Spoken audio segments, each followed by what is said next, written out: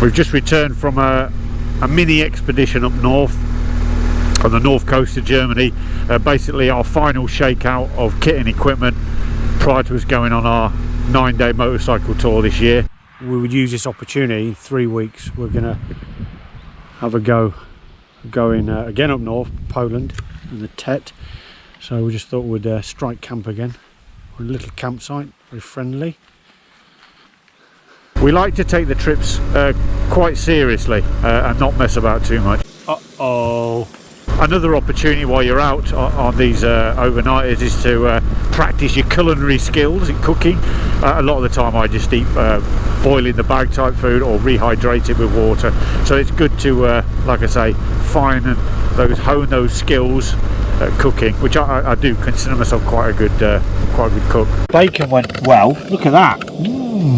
Eggs didn't go that well though. They look like mud eggs, as I'm calling them. So if I've got diarrhea in the morning, you know why. The weather when we were out was, yeah, it was fine. I mean, there was a little bit of drizzle, but nothing to write home about. I mean, this is a good test. This is a good test. And it's important as well when you are multi-day camping that you get a good night's rest and you're not up all night messing around. Now, what have you got for breakfast? We've got a bottle of beer, yeah, Becker, yeah, and some cheese crisps. Right, what time is it at night now? I believe it's coming up to 1 o'clock in the morning. Right. So we might just crack on now, mate, and carry on with breakfast. It would save time. It would. Later on. And of course, finally, we use it to practice our administration, our personal administration in the field, ensuring our kit is all squared away, because it can quickly get very messy when you're out camping, living out your panniers. Show us around his head then. Well, let's have a look, because it's bound to be good admin. So there you go. What the f is going on in here? What the Let's get this on. What? That's this? good admin. Jesus Christ. That's good admin, that. That is good.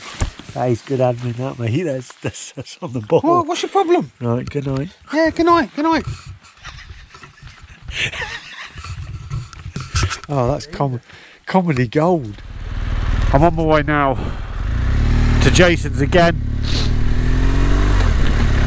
for some more modification. And I think today we're going to have a go at fitting some crash bars.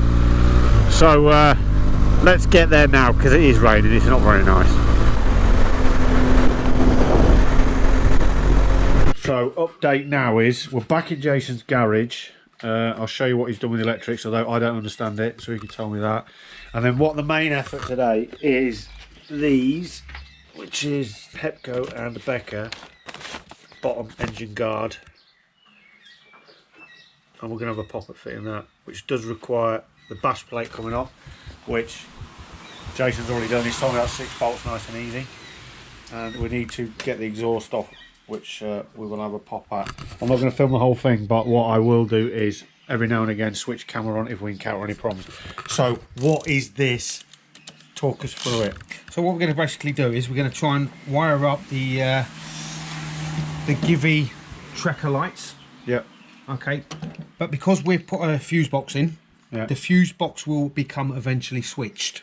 Right. So it'll work off the ignition switch, which means I've had to, because it comes with its own switch, I've put an extra cable in so that it believes it's always got power that would then turn its own relay on.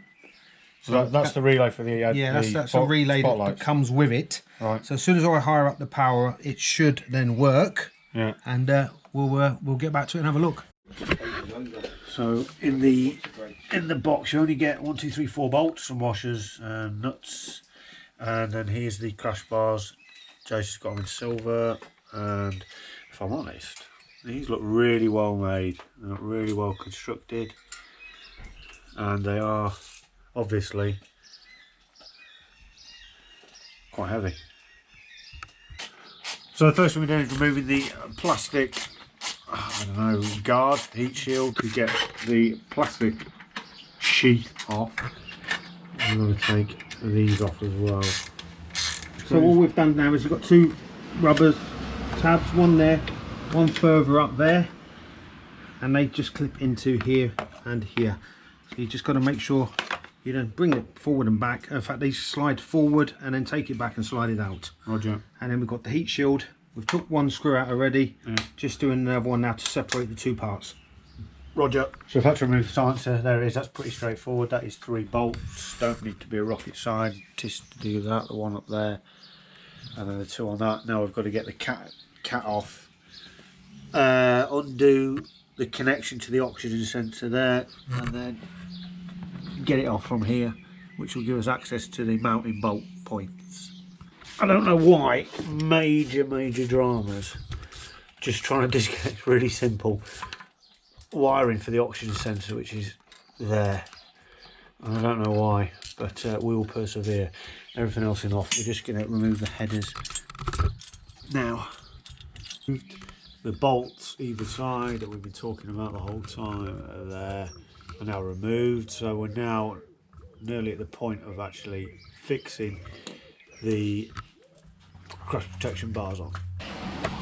The rubber grommet's been removed from there and now placed on the crash bars here.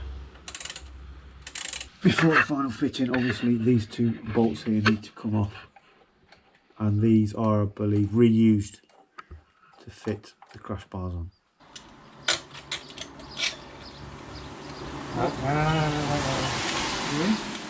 Yeah, actually need to check we're in on the other side now. Left hand side is fitted now loosely on, goosey here, and you can see the bolts have gone through there. They're not fitted on all the way yet. And now we're going to loosely fit the right hand side. Right, I think we're pretty much done as far as we're going to do.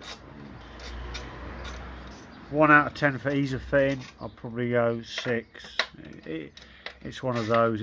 If we were doing it again, we'd be significantly faster. But job's done. Job's a good one.